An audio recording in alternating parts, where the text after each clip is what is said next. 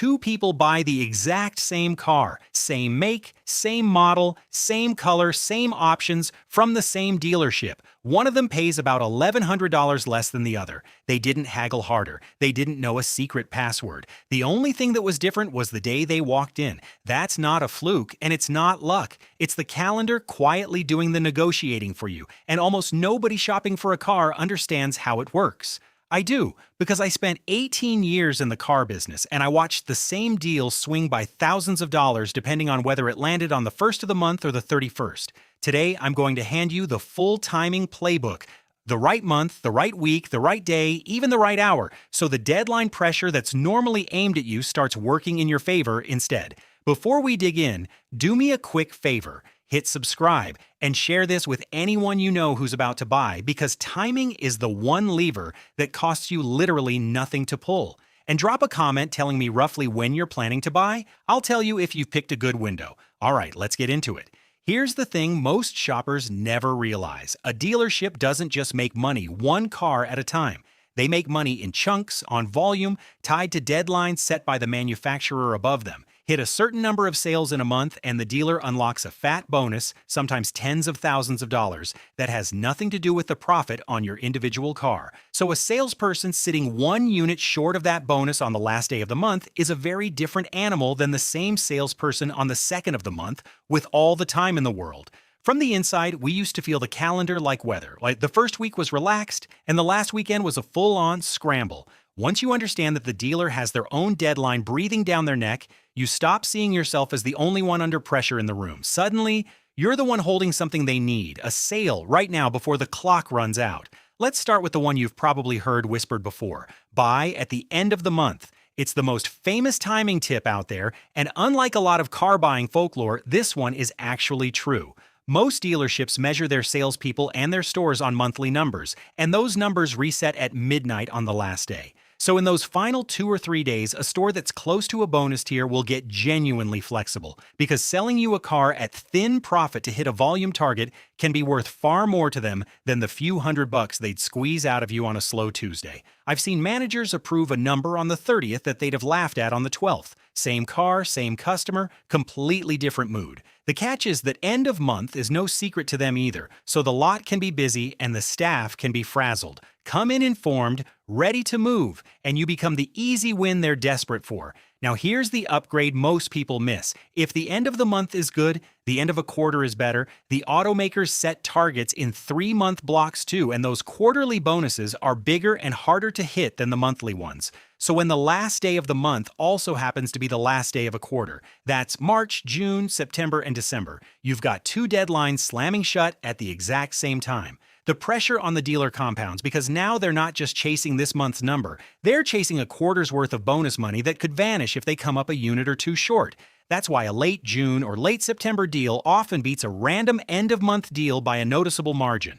Quick gut check before we keep going. Are you already thinking the end of the year might be even stronger? Hold that thought, because you're right, and we're getting there. If you can be patient and wait for one window all year, make it the last week of December. This is where everything piles up at once. You've got the end of the month, the end of the quarter, and the end of the entire sales year all landing in the same few days. And on top of that, dealers are sitting on outgoing inventory they desperately want off the books before the New Year's taxes and floor plan costs hit.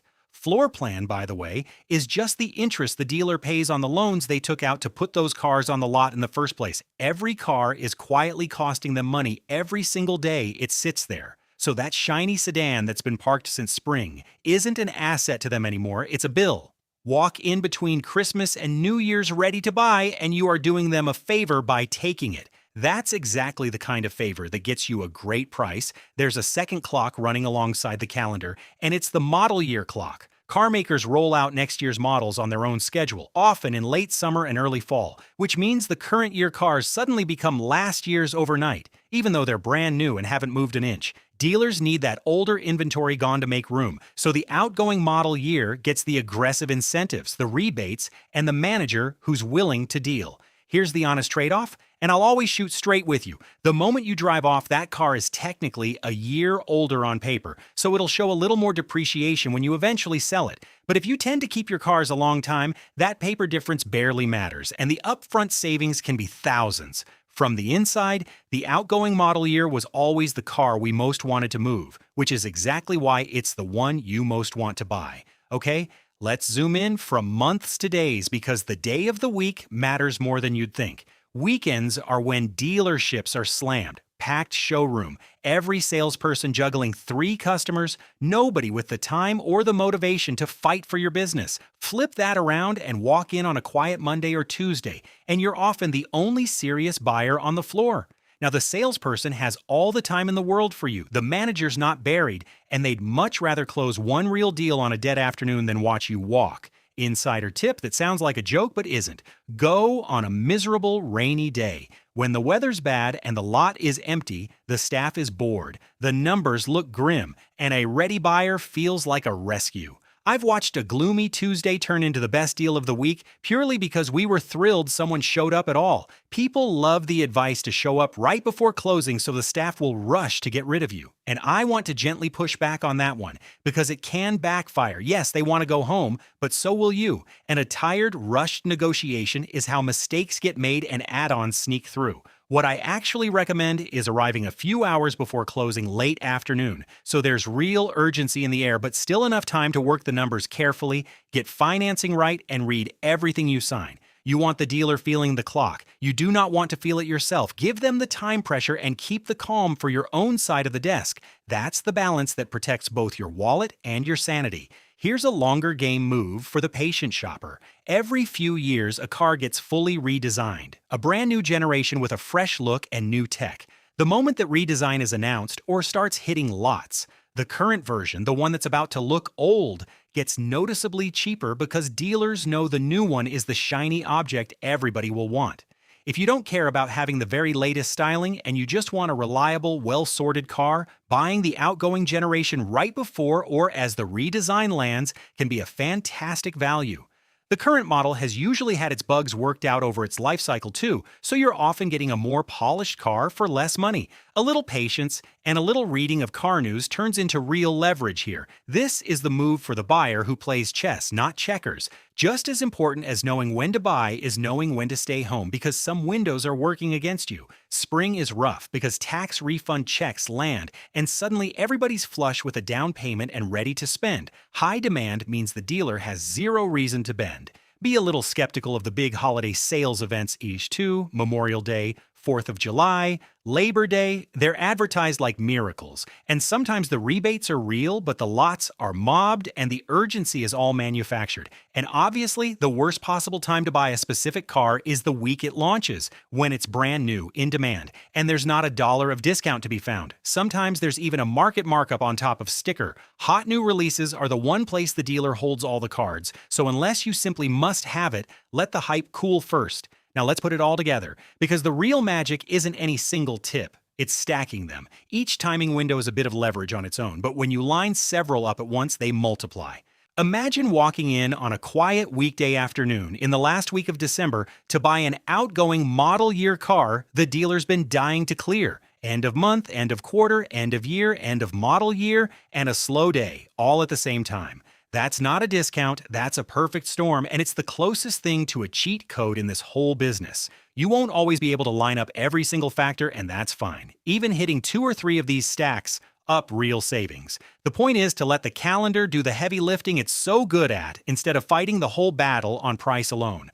I have to be straight with you about one thing, because I'd be doing you a disservice otherwise. Timing is powerful, but it is not a magic wand. Walking in on the perfect day with no homework done will still get you beat, because a desperate dealer is still a dealer. You've got to pair good timing with the fundamentals. Know the car's real market price, always negotiate the full out-the-door number instead of a monthly payment, and line up your own financing before you ever show up, so the dealer has to beat a rate you already hold. Think of timing as the wind at your back, not the boat itself. You still have to steer. Do both. Pick the right window and do your prep. And you walk in with leverage almost nobody else on that lot has. Let me make this concrete because numbers stick better than theory. Picture 2 shoppers eyeing the same midsize SUV at the same store. The first one falls in love on June 8th, early in the month, no deadline pressure anywhere, and pays close to full asking. The second waits until June 29th, end of month and end of the second quarter, both at once, strolls in on a quiet weekday with financing already lined up, And the manager, 2 units short of a quarterly bonus, sharpens the pencil hard. Same SUV, same options, same salesperson, and the second buyer drives off having paid well over $1,000 less. Nobody yelled, nobody played games, nobody even haggled all that hard. The second buyer just let the calendar negotiate for them. And that's the entire point of everything we covered today. So let's bring it home. The big rhythm to remember is end of month beats a random day, end of quarter beats end of month, and end of year beats them all. And underneath that, hunt for last year's model, go on a quiet weekday, and whenever you can, stack those windows on top of each other so the deadlines pile up on the dealer instead of on you. None of this costs you a single dollar. It just costs you a little patience and a glance at the calendar, and it can quietly save you more than an afternoon of hard haggling ever will. Here's my favorite part.